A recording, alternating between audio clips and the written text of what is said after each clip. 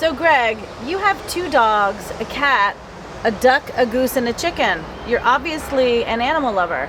So, why did I hear that you implemented leash laws? Well, I heard that too, but let me try to clear it up. The leash law that we currently have has been in place since I was about 8 years old.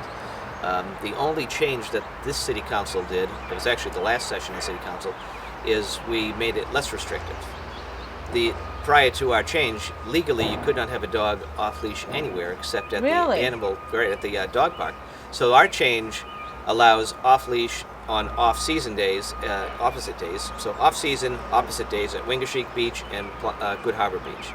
So it's sort of an experiment to see how it goes, and if it all goes well, which I suspect it will be, we could look at additional off-leash areas. So, why did you decide, though, to look at the leash laws in the first place?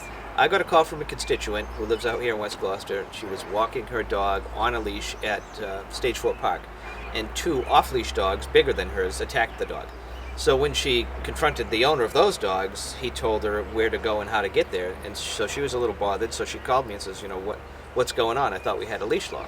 So I says, well, let me find out, because I honestly thought that Stage 4 was allowable off-leash because everybody does it. As a matter of fact, I've got a photo of one of my dogs who's no longer with us running across Plum Cove Beach off-leash, about 15 years ago. So even you, who've been in government for a while, even you were confused as to what the leash laws were. Right. So and so a lot of people were confused and are still confused.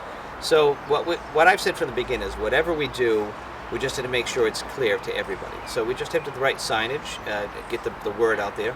So if we create additional off-leash areas, and we keep the opposite days at the 2 beaches, just have to make sure people know what they can and can't do. So if someone wants to go sit and read a book and not be bothered by off-leash dogs, they'll know clearly that they're in a safe area to do it. Conversely, if someone wants their dog running free without being harassed, they know that they're safe to do it. So you're kind of hinting about this compromise thing.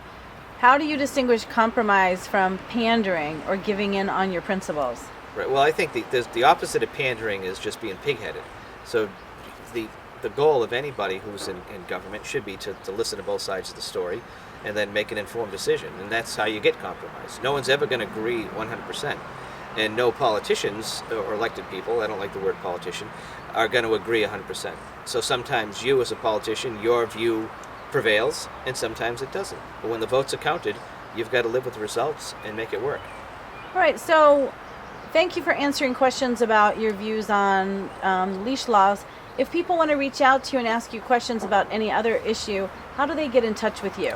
Well, they can get me direct at greg@gregverga.com through the email. They can call the campaign headquarters, which is at 1 Maplewood Avenue, Gloucester, at 978-325-3523. And I'm happy to get together anytime. So let's get together and let's talk.